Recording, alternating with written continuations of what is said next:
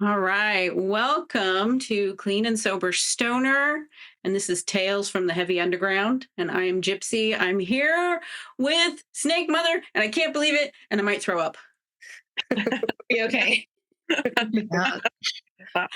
So I got to see you guys last night in Oakland, and it was marvelous. And I've seen you guys before, and I think I will definitely be trying to see you guys again. I'm a little sad I can't just follow you up to your Oregon show that's coming up. I think it's going to be great. So about 4 months ago is when I came across you guys. I was at the show out in San Francisco when you opened for Chrome Ghost. And what a treat. I was blown away. I was absolutely blown away. You never know what you're going to get with opening acts. You just hope it's good. And I left there thinking, I got to know more. I've just got to know more. So thank you guys. I've been listening nonstop. I think at that first show, Bianca, I came up to you and I said, my daughter sings like you do. I got to get a picture and send it to her, And one of these days I'll get her to a show that's, open to people under 21. How old is she? She is going to be 17. Yeah. Oh, wow. So Yeah. that'll be a lot of fun to drag her along to things like that.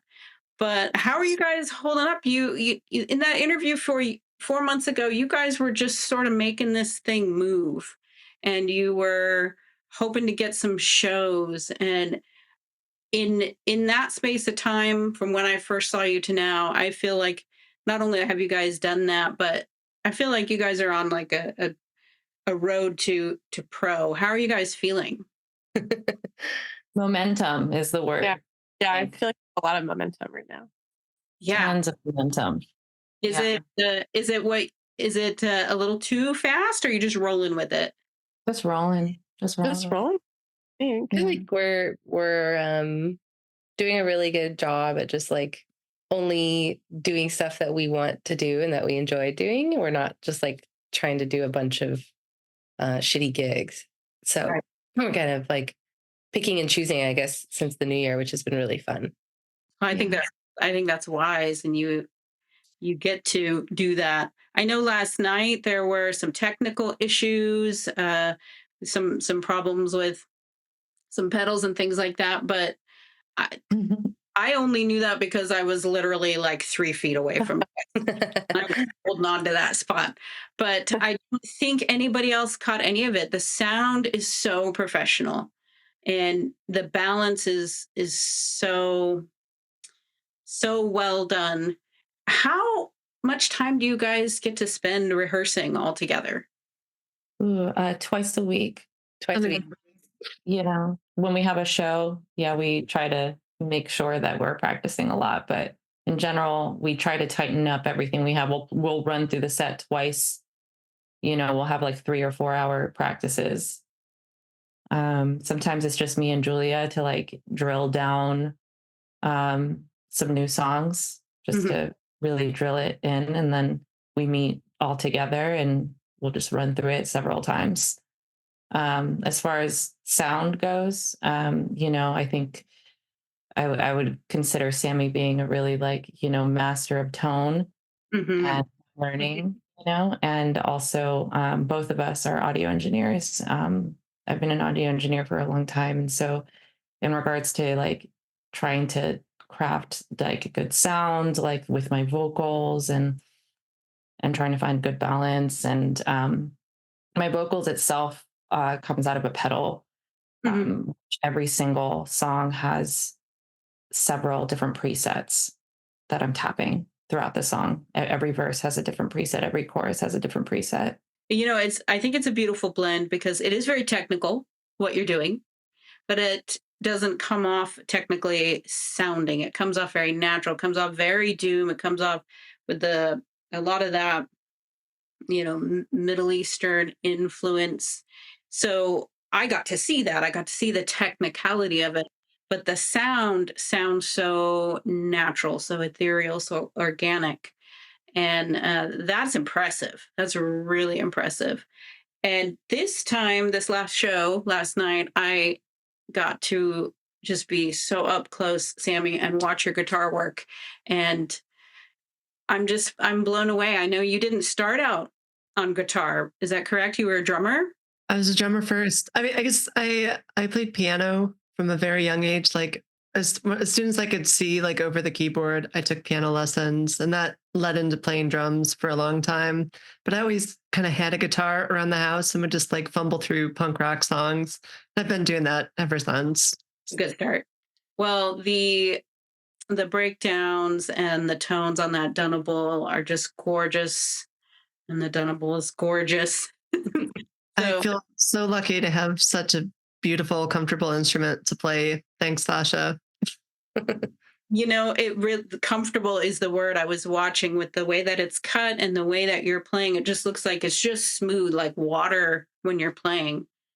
And the bass, you know, the bass is beautiful, and it's not. You did. I'm a bass player, and I'm trying to be a really good bass player, but you did some surprising things. How long have you been playing bass? I think this year is 20 years.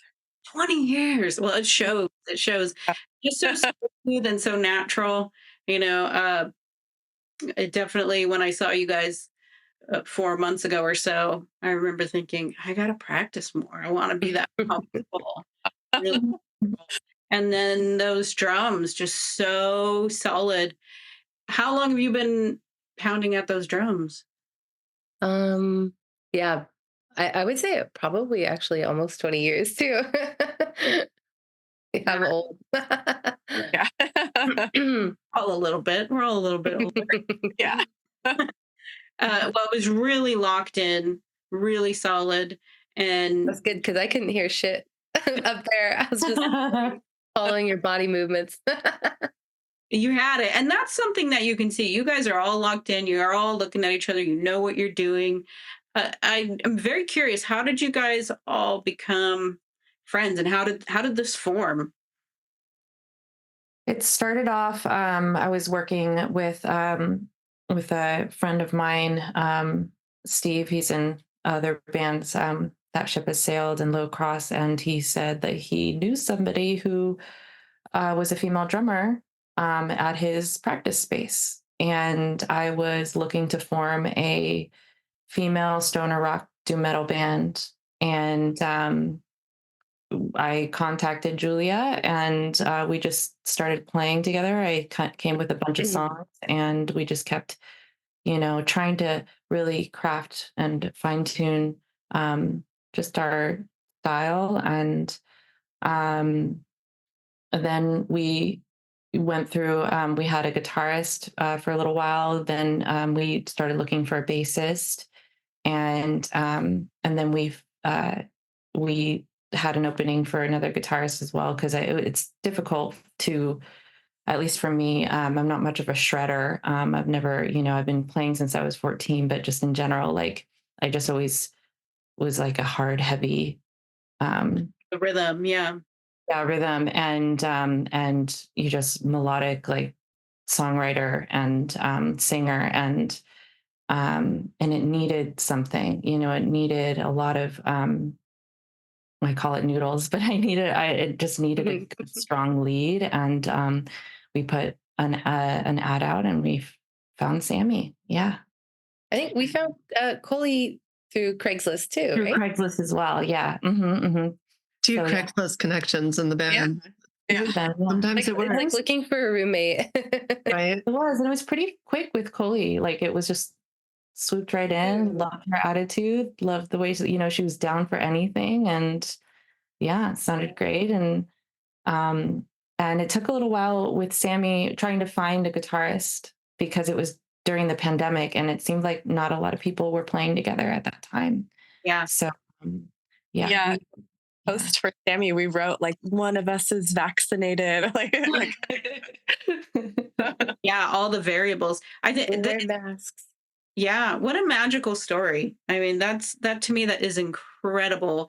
We found Craigslist can be so risky, but how long have you guys all been playing together? It started during the pandemic? It was Pretty before the much. pandemic. Yeah, it started off with Julie and I don't. It was probably a year before the pandemic, I'm assuming. Yeah, I think so. Mhm. I've been playing with you guys since like January of 2020, and then the pandemic happened, and then we didn't really play for a year, and then we found Yeah, it's been on and That's off. It true. was on 20. and off. And Wow. was it like September 21 when I joined, I think? Yeah. Oh, okay. It's like late 2021. Wow. Mhm. Yeah. Mm. So impressive because that's not a lot of time to become as solid and professional sounding and professional looking as you guys are on stage. Really, and I know you guys hear all your own mistakes and all the things. I understand that because I do that too. But the shows are just they're beautiful. The opening, the creativity, Bianca, of those openings, it's just mesmerizing, and then it just slams into this beautiful, heavy, doomy rock that I didn't want it to end. In fact, when your set ended, my buddies I was with, my guitar player, he said, I didn't want that to be over. Yeah, I know. Yeah, it's hard doing encores because people, you have to go on to the next band. We're on a set time, we had other songs to play. We even had one, but we cut one for this set because we wanted to make sure to, be respectful to the other bands that are playing. Well, it was just a great show, and as a female in this genre, I am sure you guys have experienced this. I often feel like a little bit of an oddity. I went to a show recently where there were 7 bands and not a single woman. Really? Yeah, not a single woman. And I feel like that's becoming it's getting better these days, but it really is. And that show last night was just really confirming we're on a good path and we've got a place. And to have all of you together doing that is just magical. And the first show that I went to, we brought some people who they're not really familiar with this genre. I have a very young friend. He's friends with my grown kids, and he's very much into punk pop, loves all that. And he said, well, I'll go with you guys just to check it out. And you guys came on, and he looked at me like, what is going on? He was mesmerized. So it kind of opens up that door a little bit. I got myself this beautiful thing. oh, nice. I'm so Okay. excited. Very excited. Before we wrap up, I would love to hear just from each of you one or two, maybe not your favorites. I think it's a little unfair to ask someone who is your favorite musician. I think as our lives ebb and flow, we have favorites at different times, and then there's so many variables and genres. But maybe one or two just influences, musicians or bands that just made you want to learn. Anyone can go first. To learn initially. Yeah, to become a musician. Ooh, Oh, like that's a easy child? for me. When I was 14, I loved Riot Girl so much, and I loved Bikini Kill more than anything in the world. And that was it. That was like everything for me then. I don't even know either of those bands, Coley. Listen party. I've outgrown it a lot since it's probably not everything. That was when Bad influences. that was what was. Mine was Pantera. I was so obsessed as a teenager with Pantera. Oh my gosh. Oh, that tracks with the way you drum. I can tell. That makes sense. That's great. I remember getting one year, I was probably like 11 or 12, and I like had my first drum set at the time, and like I got a copy of Drum Magazine, and it was Trey Cool from Green Day on the cover, and he's like about like doing punk rock and like smoking pot. It's like, what is this? This is dangerous. It's that was kind of the inspiration for getting into punk for me. Something a little edgy to catch your attention. It's a little shithead, like, of course. He's very much celebrating his sobriety now. It's great though. That caught your attention. Love it. Yeah, it's a hard question because it's like to get into music. I mean, I've been singing since I was, a kid, just singing Paula Abdul and Mariah Carey on a cassette and Michael Jackson. And I knew I wanted to perform like Michael Jackson when I was younger. So it's like, that's my first inspiration, but as a teen to get into playing guitar, I was inspired by, a lot of classic rock from my dad.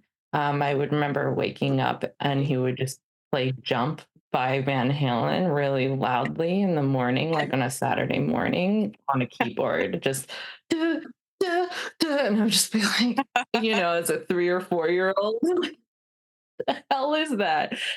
So yeah, just getting into actually, getting like distortion pedals and stuff with Green Day as well.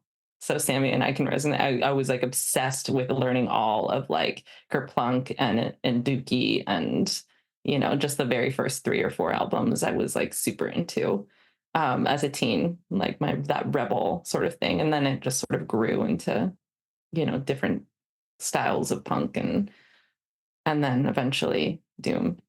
Well, punk is a gateway. And all sorts of other genres. Yeah. I have to say, I had the Saturday morning wake up with classic rock experience too. My dad did that too. Well, that I think that punk start. It's that energy. It's that little kick to get moving. You guys have taken so many different talents and so many different interests, and the product, the result of what you guys are doing together is just beautiful. And there are times where I'm listening either at home or when I've been to the shows, and I had the privilege in 2005 of seeing Robert Plant play with Strange Sensation, and I remember that feeling of just the music made me move, and it made me feel so connected to everything around me, and I never wanted that moment to end. And I wanted to get back to that moment. It was so comfortable and so just consuming, just really immersive. And I get that when I see you guys play. So thank you guys for that. Thank you. It's really special to hear.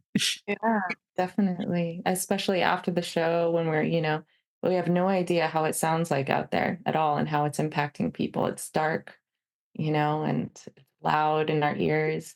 Yeah. So it's good to hear that it's impacting people. Yeah, I can't wait for the next. What is next? I know you guys have a show coming up in Portland. What's are you gonna keep touring? Is it time to record some more? Is it time to record some more? We're not allowed to tell you. I'm just It's the end of me talking here. But yeah, what's the future? What are you hoping for? Well, this show in Portland is on May 5th at, what is it called, Bianca? Rights of Beltane at the Starlight Theater in Starline Theater. Okay. Yeah, May 5th. Yeah, I'm super excited to play out of town, which we haven't done yet. This is actually our first time out of the Bay. Yeah. Venturing out of the Bay and out of California, that's big stuff. Yeah. Yeah, it's going to be fun. It's kind of like a variety show. It's not just a straightforward metal concert. Yeah. We're headlining. We're at the end. Really? Exciting. I got to take a road trip. It's going to be like belly dancers and other performers. Yeah. Oh, that's so fun. I love that. I love the little bit of that influence that you have in this band. I'm a Bay Area girl too, and I belly danced when I was a teen and young adult too. And having that blend into the heavy stoner doom sound it's surprising how natural it is. But then when you think about it as a musician, it's not that surprising. We're just not used to hearing it put together. Hmm. Yeah, I love it. I love it. Yeah. Well, The intention is to kind of mix what I really like feel moved by.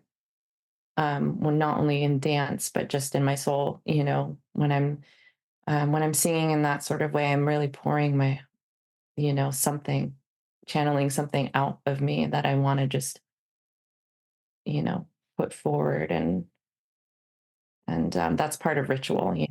It is the ritual is actually my ritual. The whole lyrics are about that. So yeah, I'm hoping that it like kind of opens up something for people.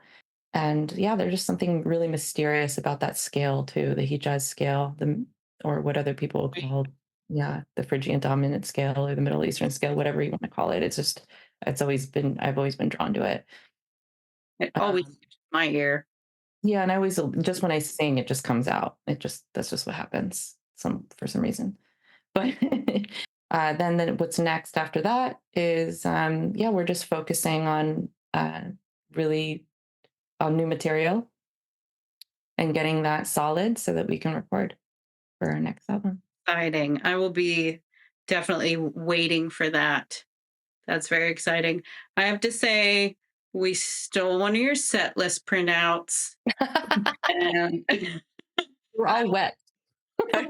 So I don't know with what. So, Water, water. I don't. But yeah, That's your wet list. yes, That was my joke. yeah, someone stole I know. I was repeating your joke. that's Yeah, great. someone had actually took the lyrics from my intro set. Right, we were looking around for them. Well, It was Oh, taken.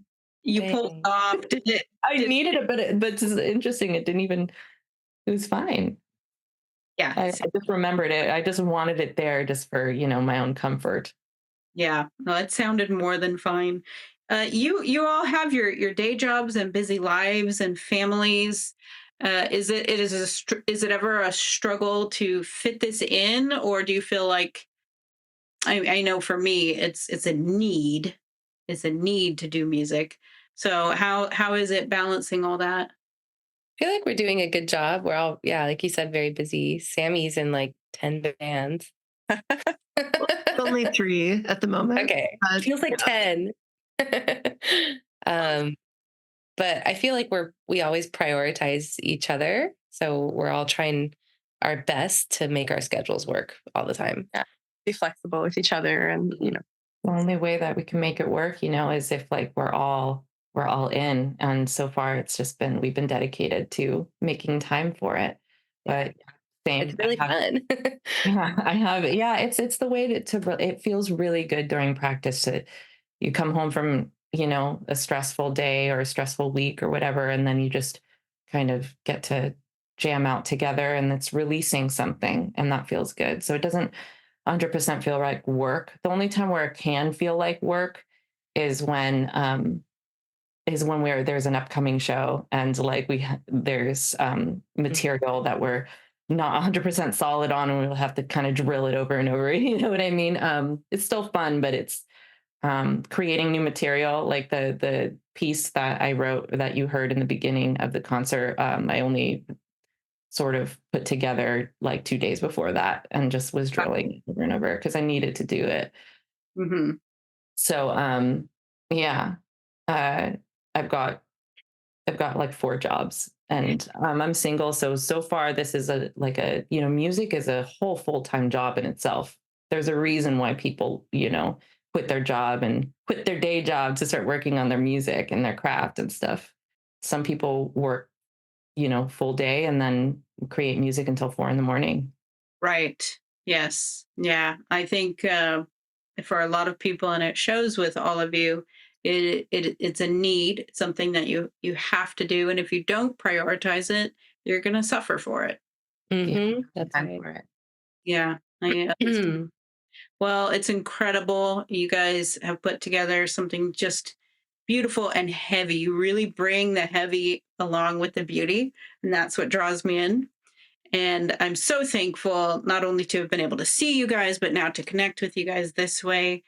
And last night's show was just one to remember. I'm not going to get over it anytime soon. That's great. Thanks. Us either. That was so much fun. Yeah, Yeah. I had a good time. Yeah, it was great. Well, thank you guys so much. And I really look forward to whatever you guys are going to do next. And just best wishes on Oregon. And we'll see if I can find my way up there. That'd be awesome. All right. Thank you guys so much. And take care and keep making music. Awesome. Okay. Thanks, Gina. Bye.